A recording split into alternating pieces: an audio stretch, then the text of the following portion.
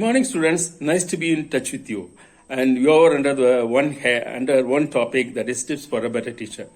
Let me give another tip for a better teaching. And you are all in teaching practice period that we have been discussing the various skills involved in teaching. And in that we are discussing skill of explaining, and that we have seen two subcomponents. One is cognitive link and second is illustration with the example. Now let us see compare and contrast. What do you mean by compare and contrast? So you have to give the comparison of one concept with another concept, and you have to show the dissimilarities of one concept with another concept.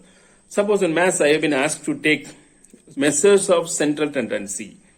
Measures of central tendency, what do you mean by measures of central tendency? Measures of central tendency is mean, median and mode.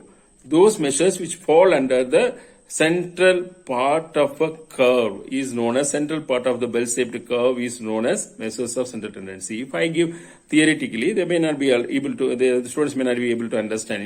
Instead, I can start. Students, I am running a hostel and I have 10 students in my hostel, and I have to prepare idlis for them. Some of them are taking 2 idlis, some of them are taking 12 idlis.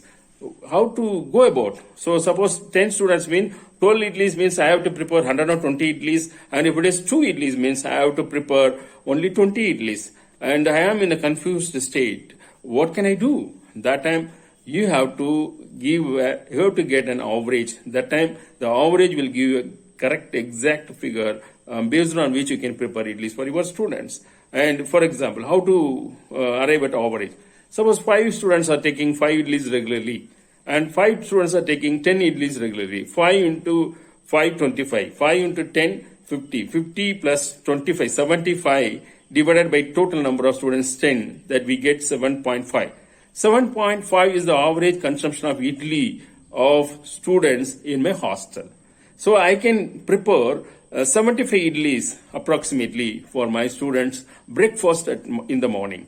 So the average helps me to prepare my idlis. That average is that average that we are seeing under measures of central tendency.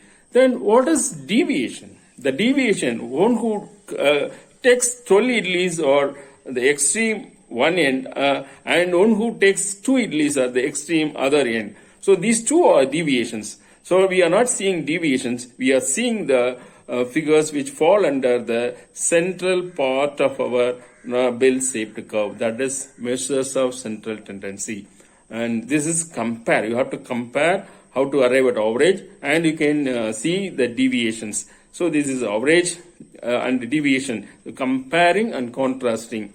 This is the skill that you can use in your classroom for your subject content. That you take the subject content and think how it can be given a comparison with the other concept, how it can be given, it can be contrasted with other. Suppose measures of central tendency, mean, median, mode, it differs from range, quartile deviation, which are all discussing about the deviations from the mean, but the average is discussing about the mean. So in this way, if we discuss your subject in your class, it will be very interesting. Students will be tuned to your class.